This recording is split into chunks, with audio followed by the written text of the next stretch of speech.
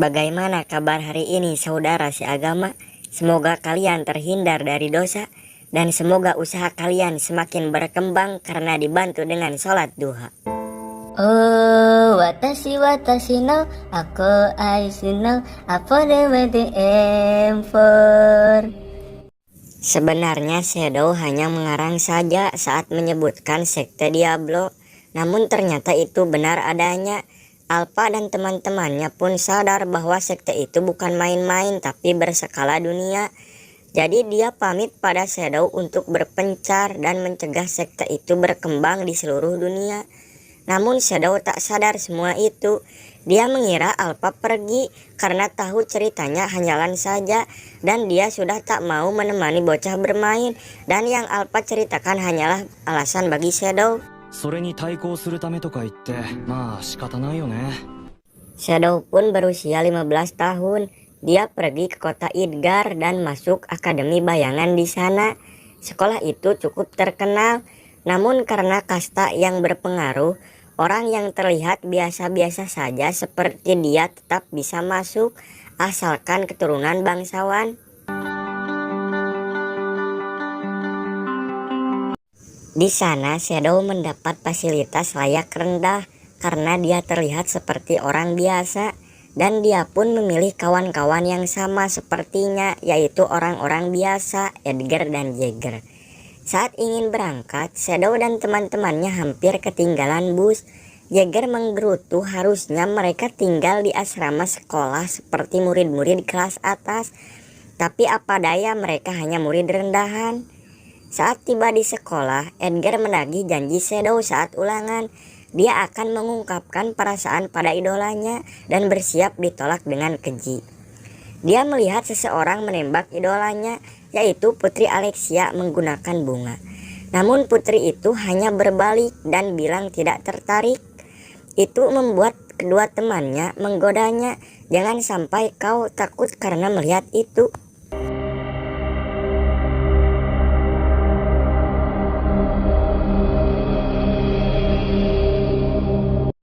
Sore harinya Shadow menemui Putri Alexia. Dia berpikir harus bisa menjadi orang bodoh agar topeng aslinya tidak terlihat. Dia mengutarakan perasaannya dengan sangat gugup, berbicara gagap dan wajah merah, seperti pecundang yang ingin meminta hal yang besar. Teman-temannya bersembunyi sambil tertawa karena melihat Shadow begitu. Putri Alexia menatapnya dan bilang, "Lelaki sepertimu yang aku tunggu." Tanpa diduga, Putri Alexia malah menerimanya. Kawan-kawannya kaget, bukan kepalang. Shadow sendiri malah berteriak dalam hatinya. Dia berniat menjadi figuran, tapi kenapa malah jadi tokoh utama dalam komedi percintaan?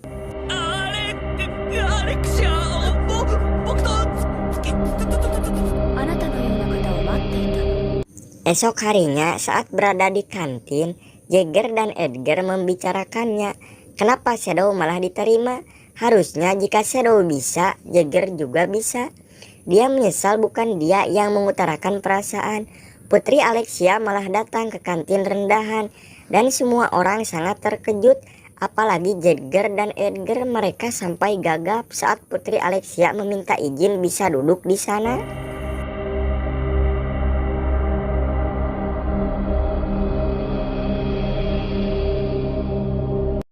Saat sedang makan, Shadow sengaja makan dengan sangat berantakan agar Putri Alexia ilfil dengannya. Dia membuat rencana cepat putuskan aku agar dia terhindarkan dari tokoh utama komedi dan romantis.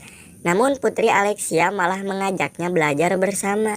Bahkan dia telah mengosongkan satu kursi di kelas atas agar mereka bisa belajar bersama. Jagger dan Edgar pun terus melongo sampai mereka berdua pergi.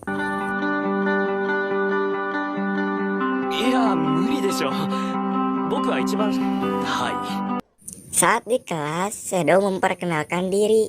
Gurunya ingin menguji seberapa kuatnya Shadow dengan memilih Putri Alexia sebagai lawannya. Shadow menyadari bahwa ada sesuatu yang aneh di Putri Alexia.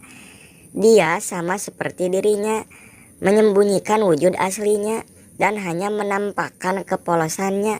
Mereka terus bertarung dan sampai bel berbunyi mereka seri. Alexia memuji permainan pedang Shadow, namun dia mengatakan membenci itu karena seperti melihat diri sendiri. Saat Alexia sedang mengobrol dengan gurunya, yaitu Pak Zenon, dia tahu bahwa Alexia dijodohkan dengannya. Jadi dia diterima sebagai pacarnya hanya untuk pengalihan agar dia gagal tunangan. Dan jika orang itu dari kelas rendahan, maka akan mudah untuk diatur.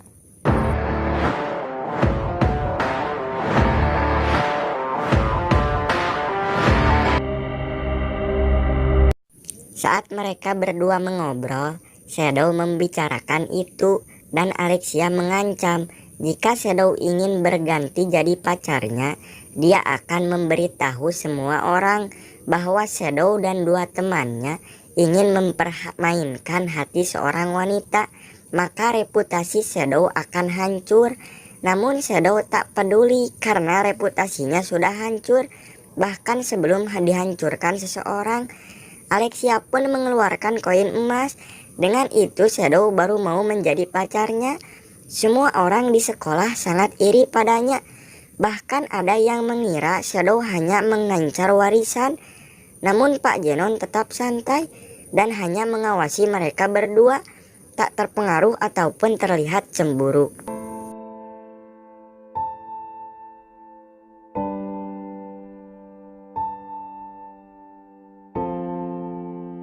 Mereka berdua terus bersama dan saling bercerita. Alexia mengajak Shadow makan es krim di taman. Bukan es krim yang dia mau, tapi dia ingin memberitahu semua orang bahwa dia punya pacar.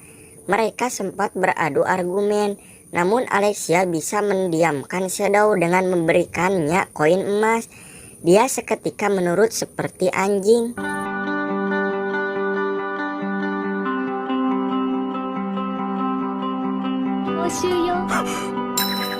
Saat dalam kereta, mereka pulang bersama. Alexia menceritakan bahwa dia ingin melampaui kekuatan kakaknya yang bernama Iris. Namun dia ingin kuat dengan caranya sendiri. Namun hasil yang dia dapat setelah belajar ilmu pedang sendirian adalah pedang biasa. Bahkan dia sempat kalah telak saat diadakan pertarungan pedang. Namun Iris menghiburnya dengan bilang, Iris suka permainan pedang Alexia. Sejak saat itu Alexia jadi membenci permainan pedangnya sendiri. Dan Shadow berkata, seperti Iris menyukai permainan pedang Alexia. Alexia pun marah sampai bersiap memotong leher Shadow.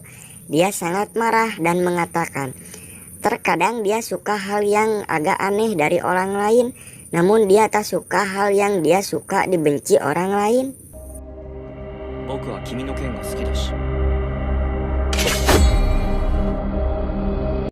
Hal itu dilihat masinis dan membuatnya sangat terkejut.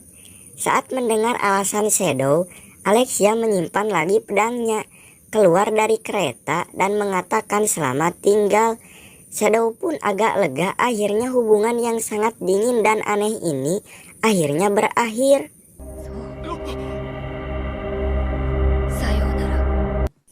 Saat Shadow berjalan melewati gerbang sekolah dengan dua temannya, dia melihat Pak Zenon menunggunya. Pak Zenon pun mendekati mereka dan langsung mengelilingi mereka dengan pasukannya. Dia memberitahu Shadow bahwa Alexia belum pulang ke asrama sejak kemarin dan orang yang terlihat terakhir bersamanya adalah Shadow. Jadi dia ingin meminta kerjasamanya agar Alexia cepat ditemukan.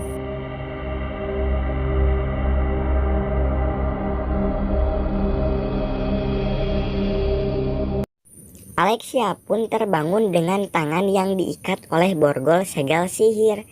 Jadi Alexia tak bisa menggunakan kekuatannya untuk lolos. Tak lama datang penculiknya. Dia terlihat seperti seorang profesor, namun karena tampilannya yang begitu berantakan, dia lebih mirip disebut sebagai orang gila. Dia mengatakan bahwa dia senang bisa mendapatkan seorang putri, karena dia sangat memerlukan darah seorang bangsawan, agar dia bisa membangkitkan iblis dengan darah itu. Dia membawa jarum suntik dan mengambil darah Alexia.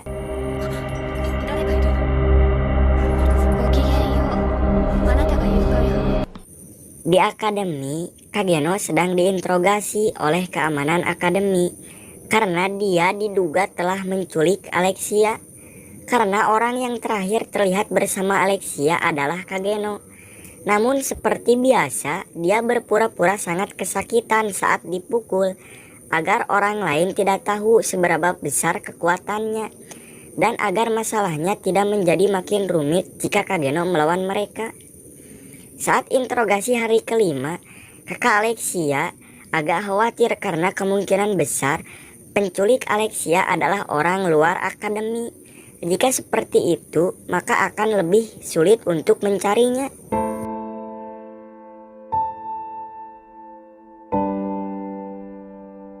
Iris mendengar keributan dan teriakan dari luar.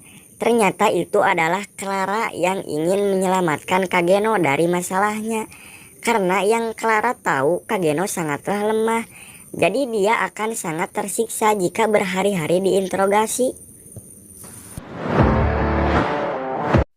Penculik Alexia sedang melakukan eksperimen.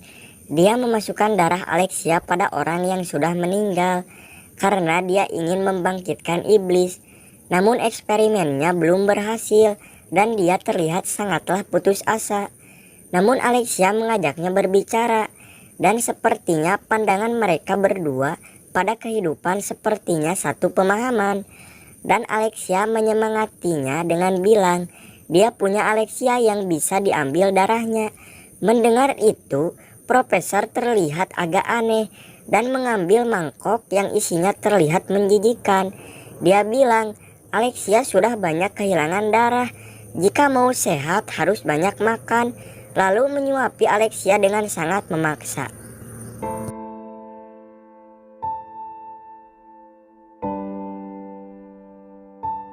Mendengar kakak Kageno yang terus berjuang ingin menyelamatkan adiknya, dia ingat saat dulu dia masih sangat dekat dengan Alexia. Hanya dengan saling mengayunkan pedang, mereka bisa langsung saling memahami.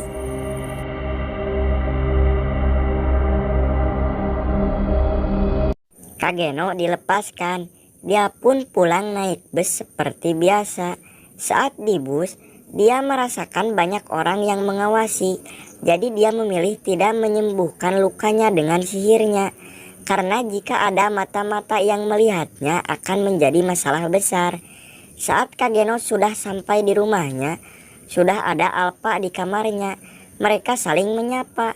Namun Alpa langsung menjelaskan permasalahan Alexia. Dia diculik oleh orang yang ingin membangkitkan iblis. Karena iblis bisa bangkit oleh darah bangsawan yang kental.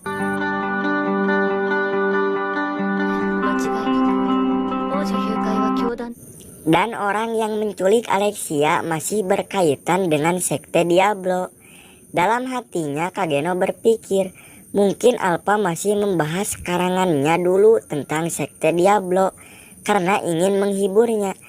Kageno memikirkan itu karena sampai saat ini dia belum sadar apa yang dia karang memang benar-benar terjadi di dunia itu.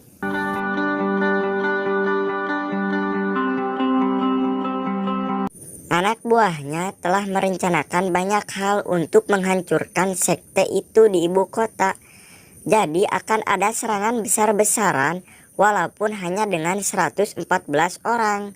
Akan sangat berarti karena kekuatan mereka di atas rata-rata. Profesor itu sangat ketakutan karena markas dan anak buahnya dibantai habis oleh pasukan Iris. Akhirnya dia membangkitkan monster ciptaannya selama ini. Alexia sudah melarangnya karena dia punya firasat tak enak. Dan benar, akhirnya iblis itu membunuh orang yang membangkitkannya. Alexia pikir dia juga akan bernasib sama. Namun monster itu hanya menghancurkan borgol segel sihir yang ada di tangannya. Kemudian di serangan kedua monster itu benar-benar menyerang Alexia. Tapi dia langsung lari. Namun dia bertemu dengan Pak Jenan dan bingung kenapa dia sudah ada di sana. Ternyata dia menyuruh profesor itu karena dengan itu dia bisa masuk ke organisasi 9 kesatria yang menjanjikan kekayaan dan popularitas lebih dari yang sekarang.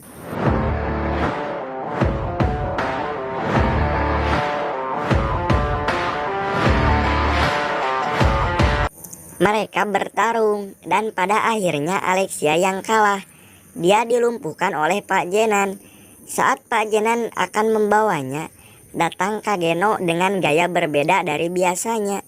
Bahkan dia memperkenalkan dirinya sebagai Shadow dan dia adalah pembunuh bayangan di atas bayangan.